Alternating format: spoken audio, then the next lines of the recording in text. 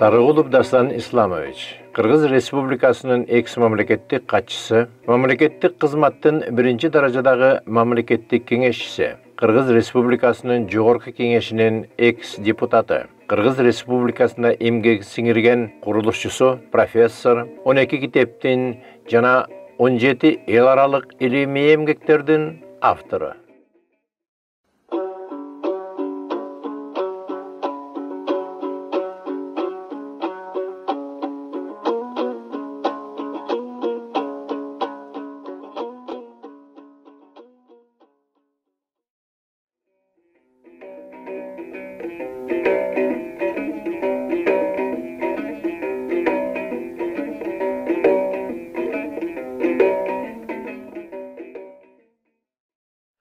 Assalamu alaikum урматтуу телекөрүүчүлөр.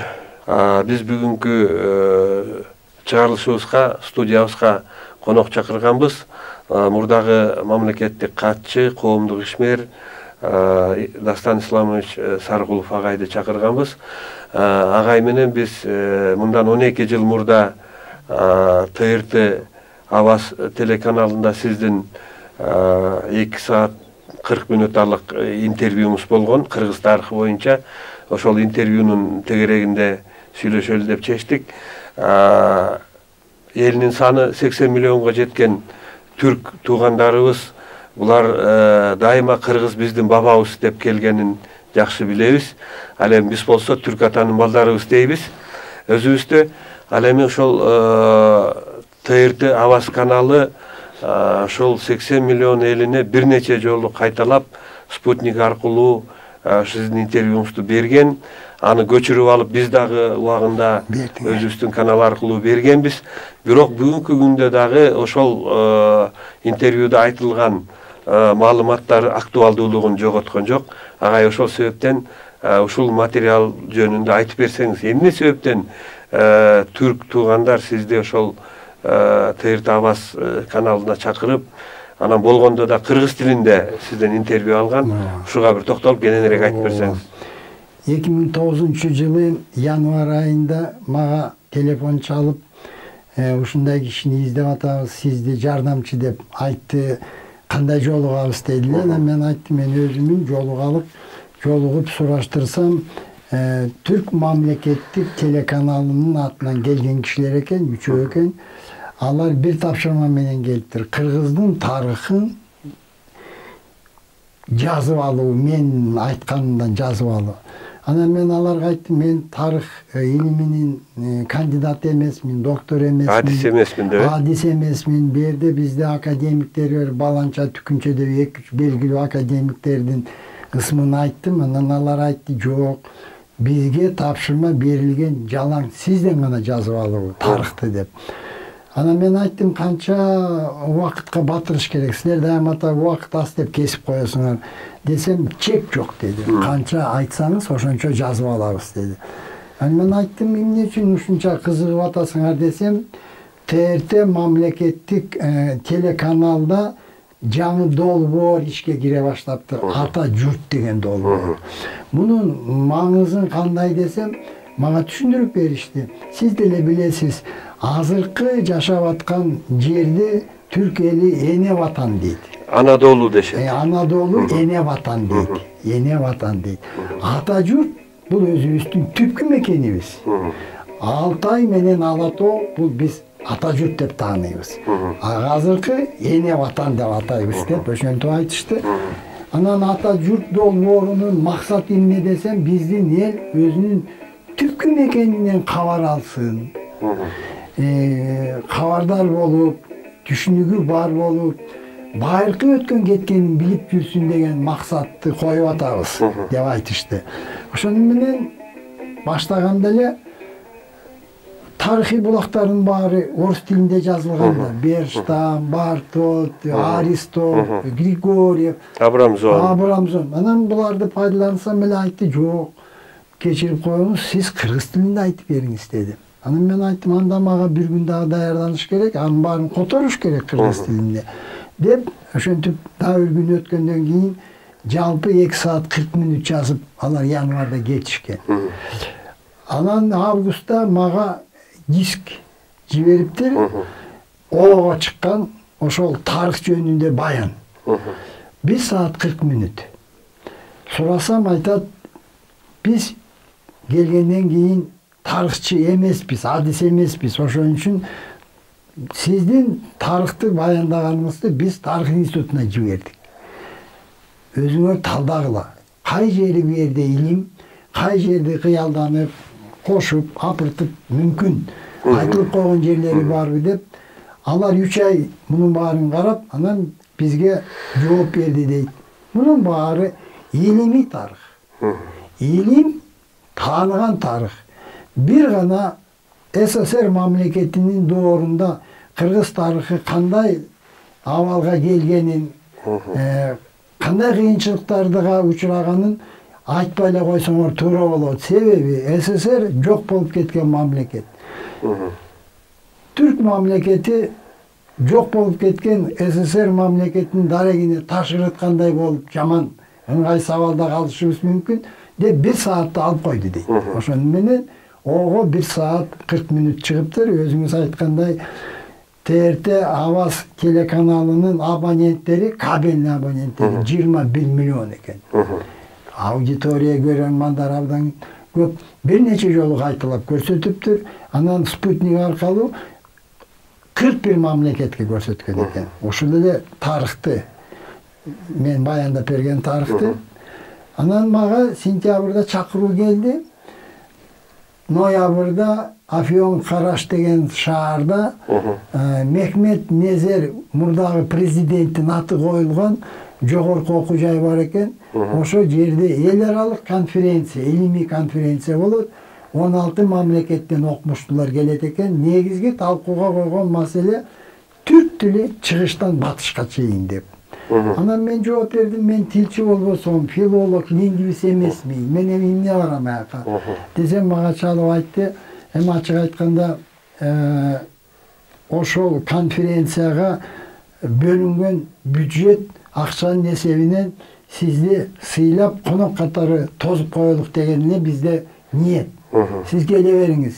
Сиз доклад кылбай эле коюңуз деп. Бирок мен маалымат даяр эле, коло доору качан башталган, кай жерде башталган, кайсы жерде биринчи кайсы эл колону тапкан, кантип ал дүйнөгө тараган, колону кантип пайдалана баштаган, кантип пайдаланган, кантип тараган, мен материалым бар эле толук. Анан мен ошол жөнүндө доклад даярдадым. Алар өздөрү түрк тилине которушту, англис тилине которушту. Себеби 16 мамлекеттен келген илимпоздор негизи түрк, англис тили менен илимий жыйын өттү.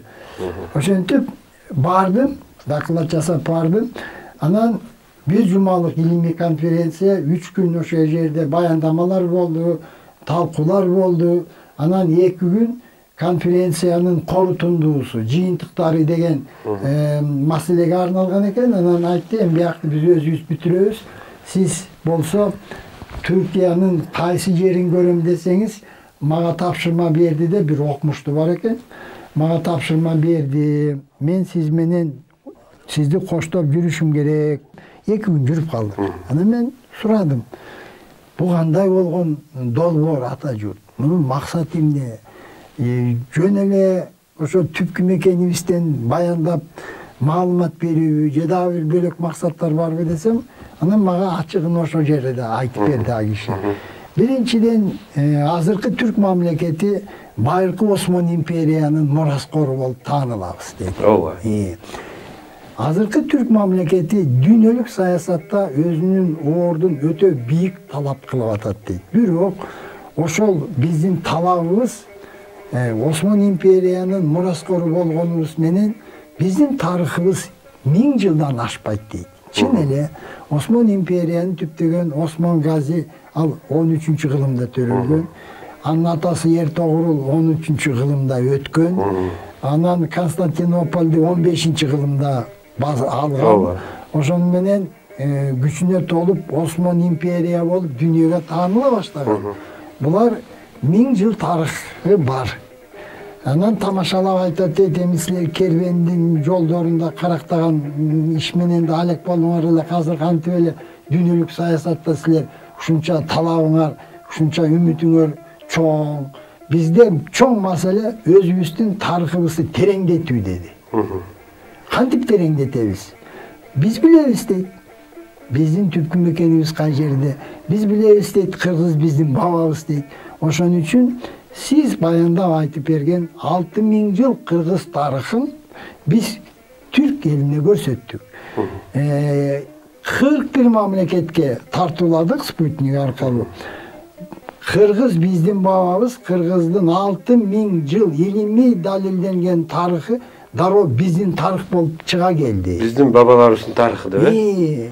Ага, ушул жерде дагы бир эмеде, мына биздин жакынкы кошуналарыбыз, казак туугандарыбыз, өзбек туугандарыбыз, түркмөн туугандарыбыз, булар өздөрүнүн өзгөчө казак окумуштуулары, бул кыргыздан дагы илгерки элбиз дегенге аракет кылып, далилдегенге аракет кылып, булар Атиланы да казак кылып алышты, шумерлерди да казактар дешип атат, сактарды да казактар дешип атышат, арийлер да казактар болуп атат, гундар дагы баары казак ошондон чыкканбыз деп атат да. Кыргызды болсо булар бир санжыра китеп чыгарган экен, анан казактын бер жактагы эле бир бутагынан чыгарып коюптур да.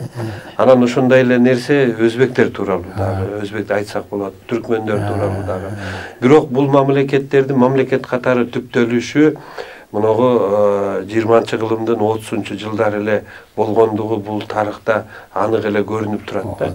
Эл болгон, туура, казак эли да болгон, түркмөн дагы бардыгы элдер болгон.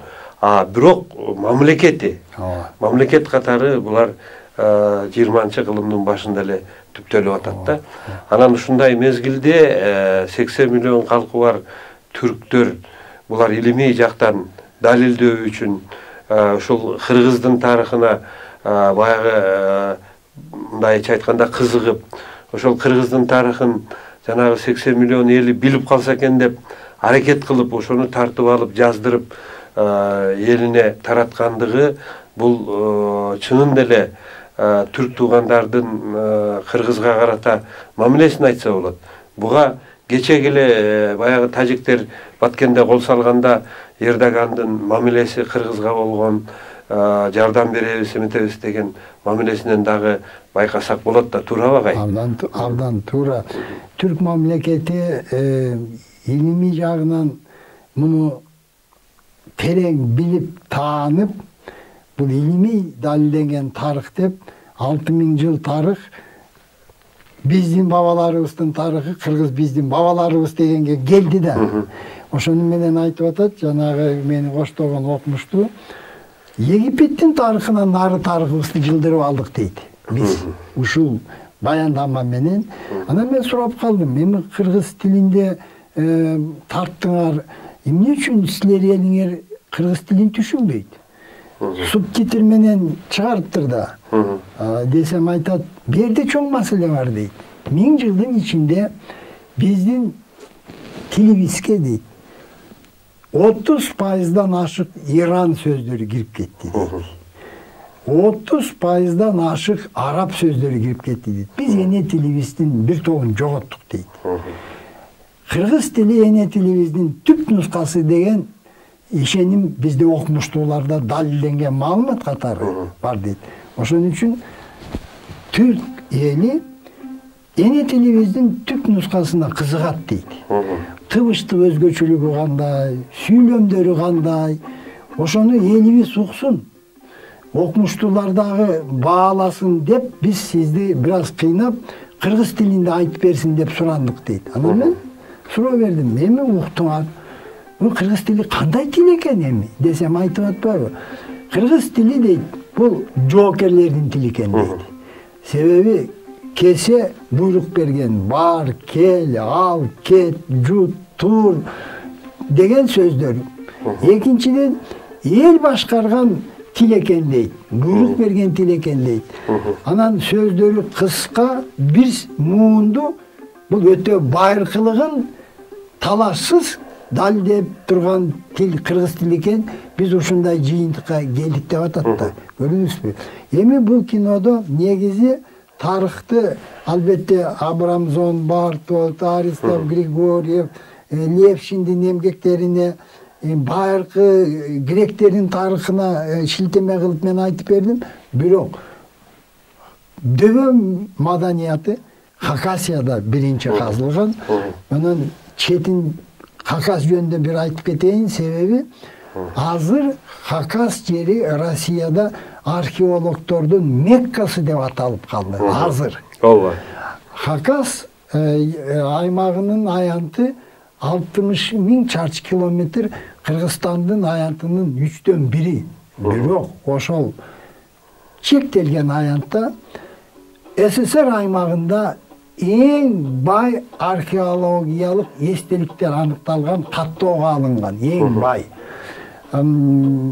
Болгондо дагы 38.000 tarihi arkeologiyalыk естеликтер Каттоого alıngan. Кичике Hakas aymağında.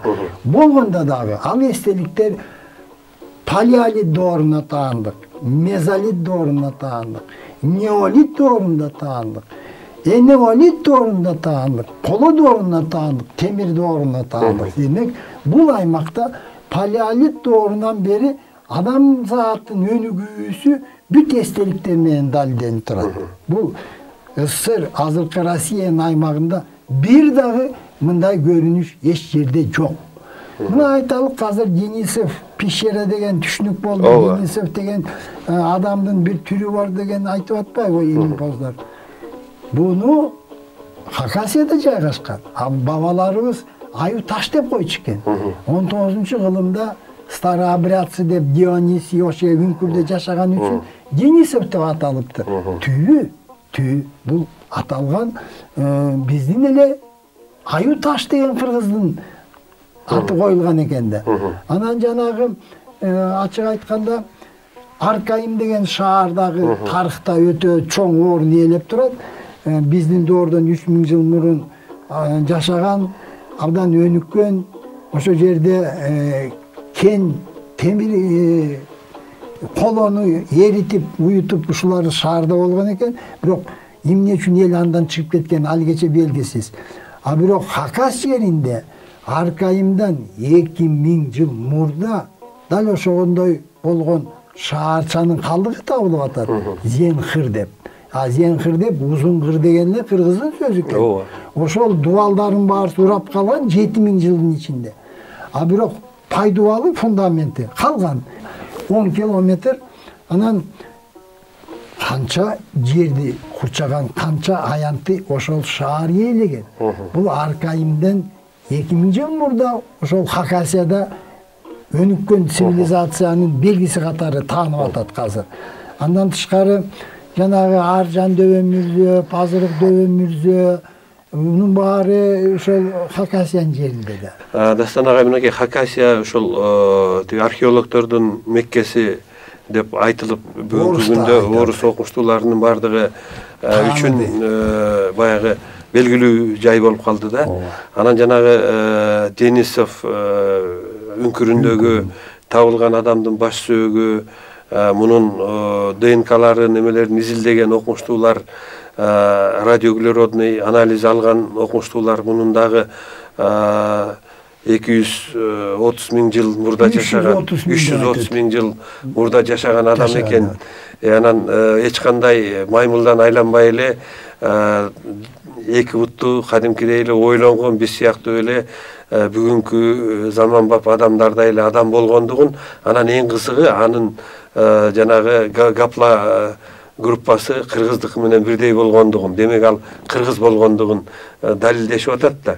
Анан эми ушул Хакасия жериндеги кыргыз жер суу аттарына да бир токтоло кетсеңиз агай.